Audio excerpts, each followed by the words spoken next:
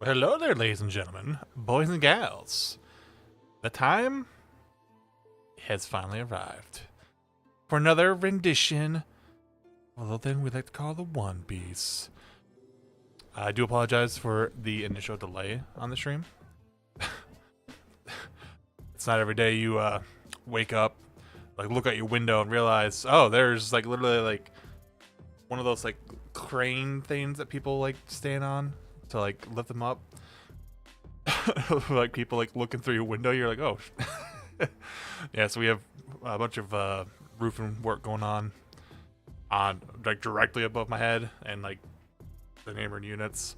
I think they're done like hammering directly on top of my unit, but I still hear some like walking around. I still hear some yelling out there, but we should be good for doing the stream here. But if you hear random sounds in the background, that's the reason. What's up, Dario? Good to see you, my friend. I'm excited to be getting into this chapter of One Piece. I've not gotten any specific spoilers, but I have noticed that there was an aura of excitement and hype around this chapter. I'm not really sure why. I'm excited to figure out why. I do see the title of the chapter is Harley, so I'm thinking we're gonna get some Harley texts. I think that's what they were called, the Harley texts that were mentioned. We about to get some lore piece, maybe. I don't know. We'll have to read to find out. But yeah, I'm just double checking to make sure everything is looking good on my end before we proceed. I think we're okay. If not, just let me know, guys. All right. Chapter 1138. Harley. And of course, we got the man, the myth, the racist, who's who. You know, his cat folk are just hanging out here in Wano still for some reason, I guess. Onichan Yamato and the Holy Inari Shrine Pilgrimage on 24. The base belongs to who's who. Shocking. An absolute shocking turn of events. I don't think we could have predicted that the base belonged to who's who, guys. But I'm pretty sure they made that prediction like 2 weeks ago. Alright, whatevs. So we got our man Loki here. He's huffing, he's puffing, but he ain't blowing down no houses. The aftermath of Loki's defiance. Alright, so yeah, he's over here getting interrogated by Bunko and Mr. Shamrock here. You're the spitting image of red-haired Shanks. Ugh.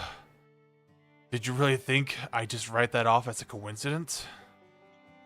It's yeah, I actually now that you mention it. Mind your own business. That matter has nothing to do with you. Alright. You're not wrong, but a great pirate and a celestial dragon, they're polar opposites. Can't blame me for being curious. Anyone who would find it strange that you two share the same face. The pirate you're referring to is my younger twin. He went astray. Twin theory confirmed. Oh gosh. It's like it's all coming together. At one point he did return to the Holy Land, but it seems he grew too attached to the filthy world of the surface. Okay, now that's very interesting.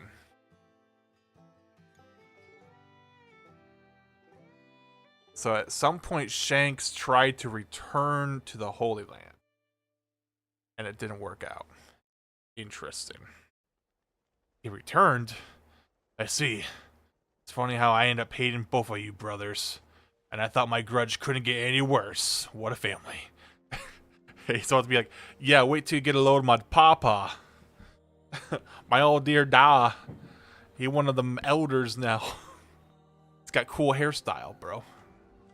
You bastards. When I get out of these chains, you know what I'll do, right? I'll make it my mission to make sure my buddies are avenged. It's like, damn, bro. Was that supposed to be a threat? Captain, you don't have to. I know. He isn't worthy of getting my hands dirty ever. Yeah, Shamrock don't like being threatened, I guess. Interesting. Isn't that right? Cerberus? Wait, hello? The frick?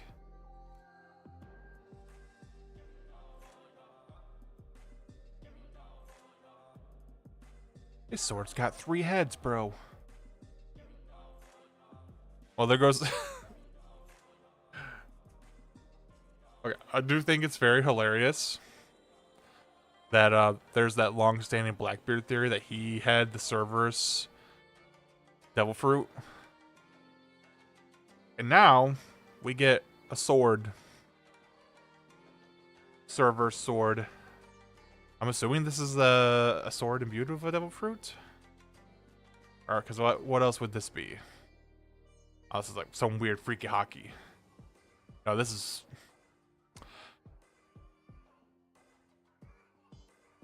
That's big old 3-headed dog literally just came out of that sword, bro. Okay. Living devil fruit sword. We haven't seen one since Spandam. Yeah, since his elephant sword. I knew there was a reason Oda established that concept long ago. What in the hell is that? Oh my god, there's a sword coming out of this dog's mouth, bro. It's my biting blade? Jesus Christ.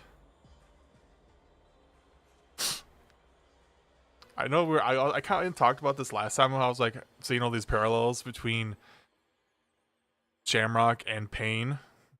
And now we got Shamrock summoning his own multi-headed dog. Surely it can't be a coincidence, bro. What are the odds of that? What's with the creepy thing? I almost feel bad for Loki. This man's just chained up next to a tree. There's all this weird ass shit going on. Its collar is spinning like a helicopter now? What is happening? Huh?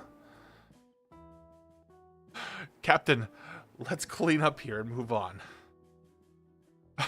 Guy Gunko's like, we got better stuff to do, Captain. Let's go. Scramble. Okay. Loki's just sitting there freaking out, looking at the doggo. Oh my god, it's heads. The heads are shooting off. Like little missiles.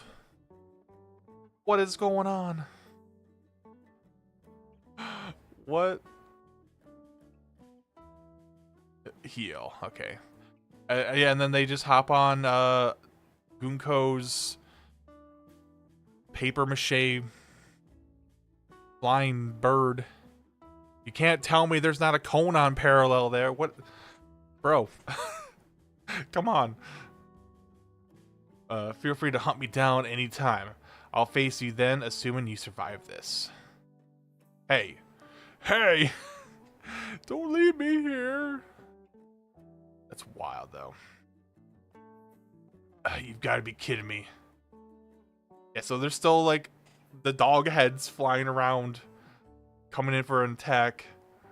No way. If that thing gets me. The celestial dragon bastards. Damn it all. Oh, God. This man's getting the triple stab. Damn. Yeah, that's... Holy... Look at all this damage! Thank you, Phil Swift. Alright. Total subjugation isn't feasible now. Let's start by taking their children hostage. We'll need an extra person. Understood. Who shall I call? Okay. So they're like, intimidation didn't work. So we will take the children as hostages. And they're going to need a backup. We need an extra person. Who shall I call? Cool. Are there any other holy knights that we would know of? Other than Garling? I mean, he's he got promoted, so he's, you know, it's probably too good to come over here now, but interesting. Maybe one of the names from the Big Mom flashback. Alright. Oust Castle. I'm telling you, it was red-haired. Liar! Shanks would never attack for no reason. Yeah, Shanks isn't known for attacking people. Well, except when he is, but, you know. It is what it is. It's the truth. I saw him with my own eyes. Red Hair has visited Elbaf many times. I recognized him. But I know Shanks. He's a super cool guy. Maybe it was just someone who looked like him. It's not often that Luffy's actually the one correct here. It was shocking. We were wondering what he was doing in the castle. He just left Elbaf recently, right? Wouldn't it be weird for him to come right back just to skulk around? Also, Zoro being very on point as well. Even if you're telling the truth, there's no way it could be Shanks. Shanks is always calm and laid back. Him doing something like this just doesn't add up. You really have faith in him, huh? You betcha, Nami. It'd tick you off just as much if somebody It'd tick you off as much if someone badmouthed Helmare. It's Belmare. Wasn't expecting a Belmare reference in this chapter. Check that off the bingo cards. Like, wow. Telmare.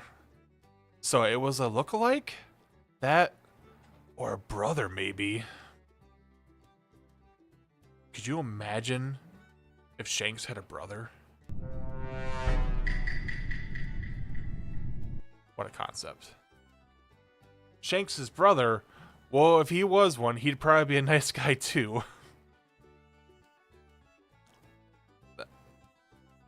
No. No. But honestly, he never talked about his family. I heard that he was raised on a pirate ship from when he was little. Oh. Hold up. Oh, no, hold up. Hold up. Hold up. Who we got? Who we got walking up to the castle right about now? Step, step. I figured Roger and Rayleigh were his real family. Their whole crew except for Buggy. Yeah, fuck Buggy. Okay. I know we've been speculating for the longest time, being like, who the heck is the mysterious, long-haired individual that's been chilling here on Elbaf? I don't think it's a coincidence that the second we start talking about the Pirate King's crew is when we get panels of him approaching the castle. Are we about to get Scopper? I know people have also speculated Shiki, but I think it makes more sense if this is like Scopper or someone else from the Roger crew.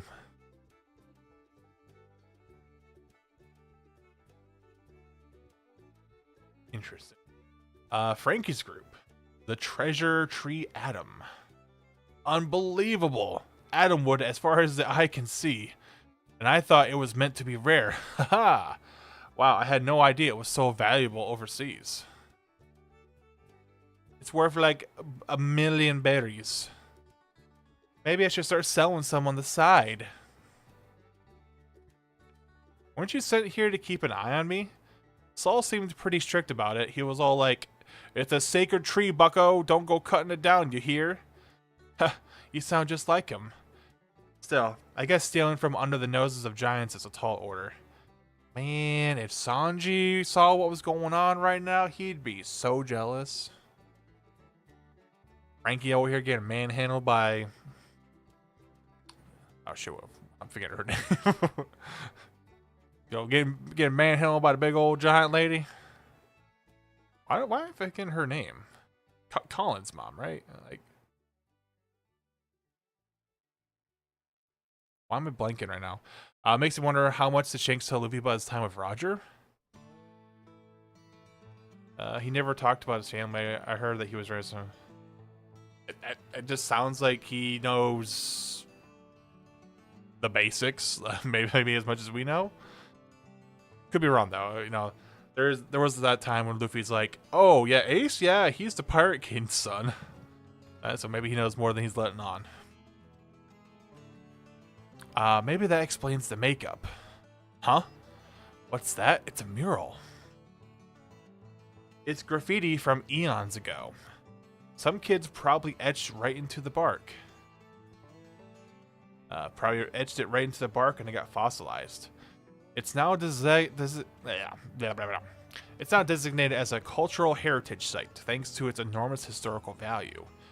It's a punk's doodle. That's a big deal. It's said to date back somewhere between 900 and 800 years ago. Oh boy, here we go. Oh boy, mural directly from the Void Century. Okay, let's go. And that would place it right in the middle of the Void Century. What? We gotta show Robin. She'd be thrilled. Hey, ain't this drawing kind of odd for old Elbaf? Not all the figures look like giants. Right, as far as we know. There were definitely times where the races of the world clashed, but this kind of cooperation is unheard of. That's why I think it was probably just some kid's dream. Interesting.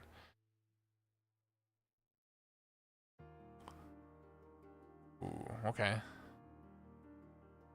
Interesting. Okay. I hope we get a better look at this mural. The little glimpses of these figures here are interesting. All right. Back at the Walrus School. All right. Waha! Class is in session, everyone. Listen up. Yeah, ha, ha, ha. We at the Owl Library, so this is the Harley. Yep. Oh, it's so old. It's so big and old. Oh, giant dust. This pretty tome here preserved many of the rich myths and legends of Elbaf. Although it spawned countless interpretations, too. Yeah, they said that they were having a hard time translating it. I wonder if Robin will know a thing or two about that. That's why all of the warriors of Elbaf believe in very different versions of the sun god. Ain't that the funniest thing you ever heard? Yeah. May I read it? Of course. The narrative is split into 3 distinct sections. It's said that the third world refers to the present day, meaning it's a type of prophecy. Mind you, legends of Nika have spread silently all over the world. The only thing they all have in common is that he appears with a booming laugh to this beat.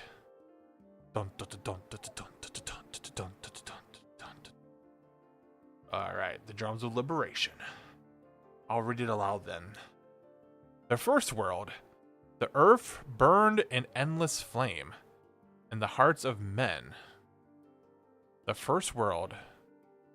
The earth burned in endless flame. Okay. First apocalyptic event with pain was scorched earth. Cool. Oh. Oh. Oh, man. Okay, I haven't read the text yet, but I already know this is appropriate.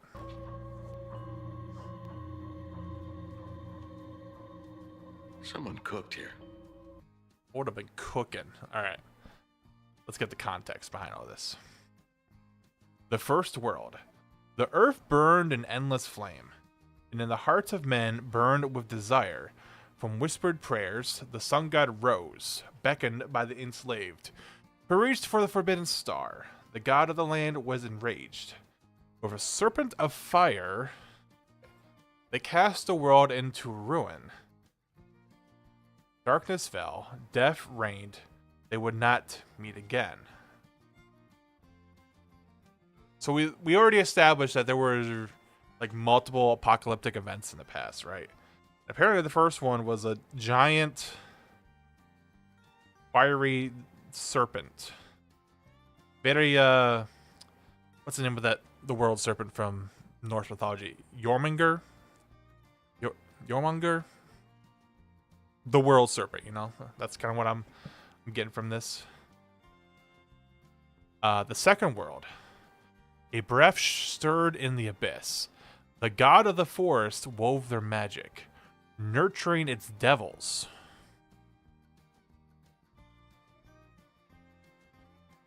Okay. While the sun lit the embers of war, those of the half crescent and full moons dreamed. Yet the ones who slew the sun defied themselves, evoking the wrath of the sea god. They would not meet again.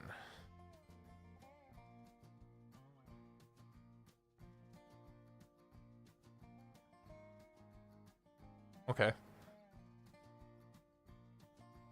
So basically, okay, so like we had a big old fiery apocalypse, everything burned, and then from that we got basically a second world.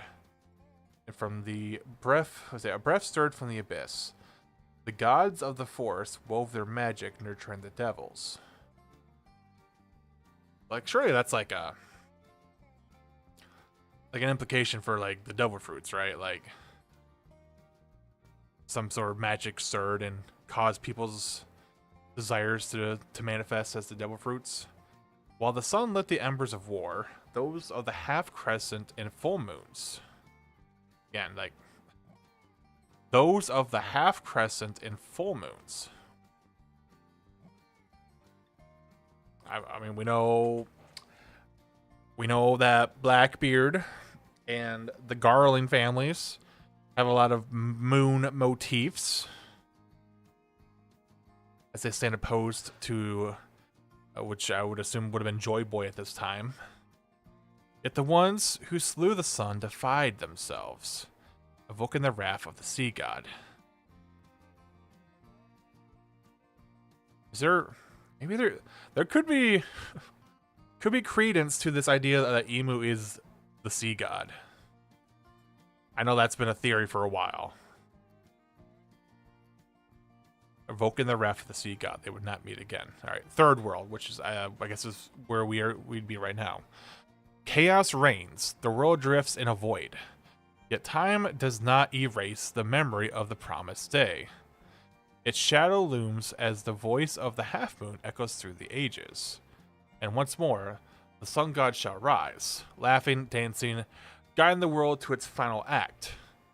The sun is reborn. A new dawn will break. Surely this time they will meet.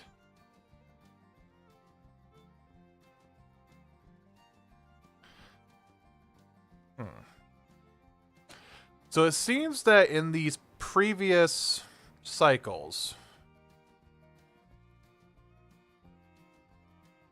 like, okay, so let me make sure I'm reading this correctly, because there's a lot to take in here. It seems to be implying that in the previous cycles, the sun god never came face to face with whatever the big existential threat of the time was. Like in the first one, this serpent of fire, I don't think it says anything about a sun god facing it. The sun god rose, beckoned by the enslaved to reach for the forbidden star. The god of the land was enraged with a serpent of fire.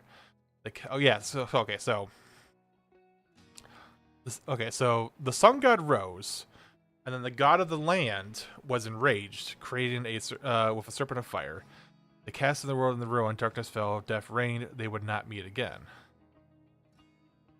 Okay, and the second world, the god of the forest wove their magic, nurturing its devils. The sun lit the embers of war, half crescent, full moons. Yet the ones who slew the sun defied themselves. The ones who slew the sun defied themselves. Book in the reference. Okay. This there's a lot to take in this chapter. Now, looking at the mural itself, obviously, yeah, we got this very fiery serpent, as mentioned in the first world. Second world, we got a very Adam Tree-esque world tree. We got what looks like almost like a dragon, shadowy dragon coming up from above. Got some royalty in a boat. Yo, okay, that's 1000% the Noah right there. Going down under the sea.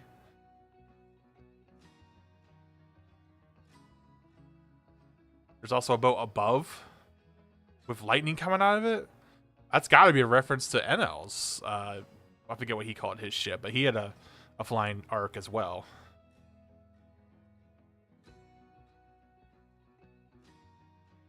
Although I do find it interesting that like, when you look at the under the sea portion here, there's a lot of like, not necessarily people, but there's like horses or camels or something. There's a winged person, an angel of sorts. It's interesting that they're under the water and not up above. Okay. And then when we turn our eyes over to the left side, I do find this very fascinating as well. Everything is fascinating in this chapter. We got obviously the sun god Nika here.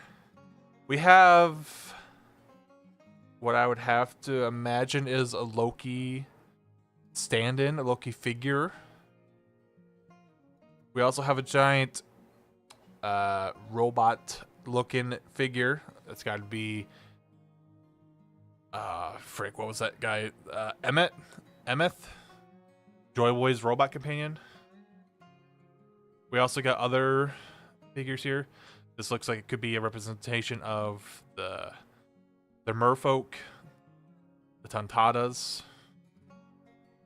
maybe a mink, a giant, Lunarian,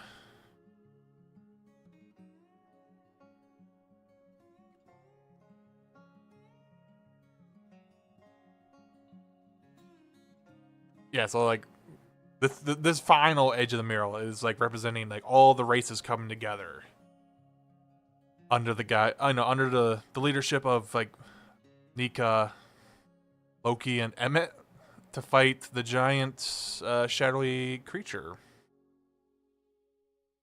I do find it very interesting that this version of the giant, like shadowy god, whatever, has the wings of like a sky person, but they also have the horns of like an ancient giant. Very Loki-esque even. While they're just like, they're holding on to the sun. They're attempting to devour the sun. Oh man. I didn't even notice this first portion of, looking at the first portion of the mural, they got like technology, they got underground factories, they got like a modern looking city buildings.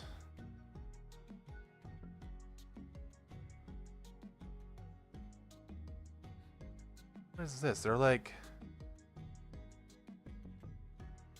sending people down below, and then they're coming back up with stuff. Like, what would they be harvesting from underground like that?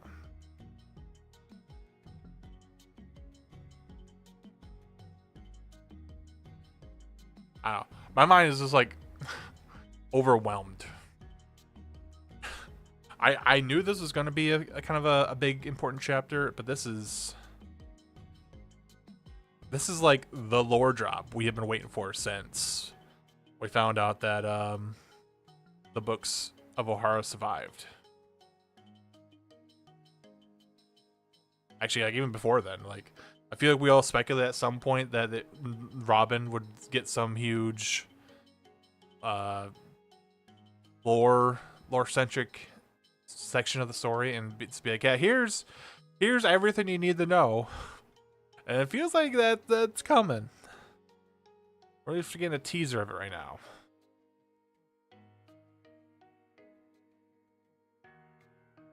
The first world, the earth burned in endless flame, and in the hearts of men burned with desire from whispered prayers. The sun god arose, beckoned by the enslaved who reached. Okay, yeah, so it was like modern-ish cities, but the people were enslaved, and that gave birth to the sun god.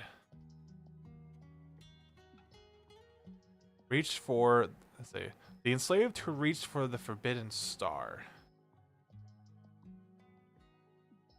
Beckoned by the enslaved who reached for the forbidden star.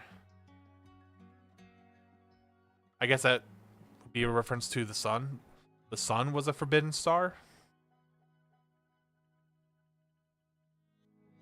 The god of the land was enraged. With a serpent of fire, they cast the world into ruin. Darkness fell. Death reigned. They would not meet again. Okay.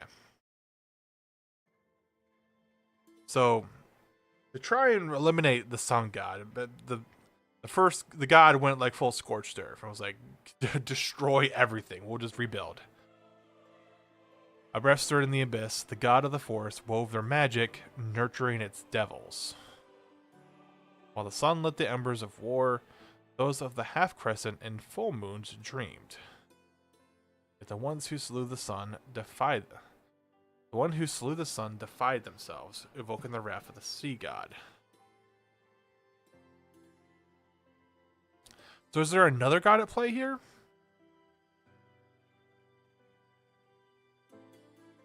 Because it sounds like as a result of what happened to the sun, that the sea god got pissed off.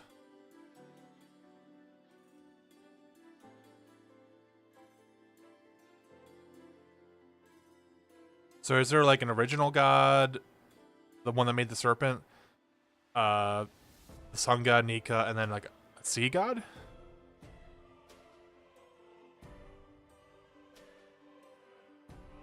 But then like how does the moon tie into all of this? So many questions. Chaos reigns. The world drifts in a void, yet time does not erase the memory of the promised day. Its shadow looms as the voice of the half moon echoes through the ages. And once more the sun god will rise, laughing and dancing, guiding the world to its final act. The sun is reborn, a new dawn will break. Surely this time they will meet. Okay. I, for one, am going to be fascinated to hear some theories from people in the community that they're a little bit better at putting together ideas than I am. You know, they got their shit together. I'm kind of just flying by the seat of my pants most of the time. Yeah, this was a wild chapter. It lived up to the hype in many ways. Not only did we get a lot of aura farming from Mr. Shamrock here, but we got, you know, the reveal of the Cerberus fruit, his sword with the Cerberus fruit. We got a little teaser about the appearance of another Roger pirate potentially. Mysterious man walking up to the castle here. And then yeah, this lore bombshell from this mural. I for one am very excited for Robin to do her thing. I need more. Inject the lore directly into my veins. Man, yeah. Chapter 1138 end. I don't see any mention of there being a chapter break.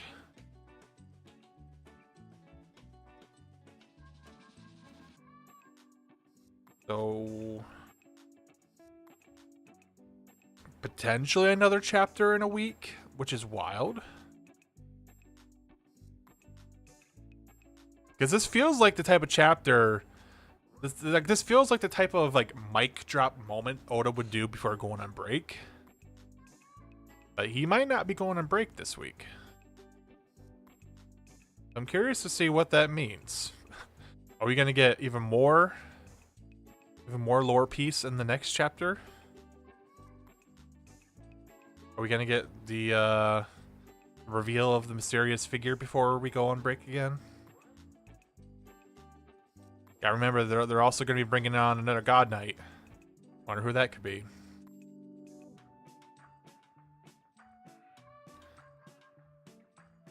Yeah, like this is definitely gonna be a chapter I'm gonna be thinking about like all day today. Just be like, what the heck does it mean? And like I said, I'm very much looking forward to the theories that are gonna be coming out of this. I know the community is gonna go hog wild. I'm very much looking forward to that. Yeah. Unfortunately, we got a little bit of a later start to the stream, so I'm gonna have to begin wrapping it up here so I can go get on, carry on with my day. But I do appreciate anybody that is hanging out. Hope you enjoyed my reaction to the chapter. If you want to keep the discussion going, make sure you head over to the Discord channel. There should be a link in the description below. Got a whole channel in there for specific One Piece spoilers. We can keep the theorizing going in there, and yeah, potentially a chapter next week.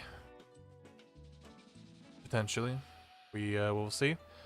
As far as what else I got going on, I have finished doing the preliminary writing on my Pain Assault review for the Naruto blind review series. I just gotta actually find the time to like sit down and record the video for that, which I'm gonna try and knock out this weekend. So hopefully by the time Monday rolls around, I got a video for you guys. As always, we'll see what the future holds. Hopefully I don't get delayed by anything else. But that's my goal. I'm gonna try to get that video out here in a couple of days.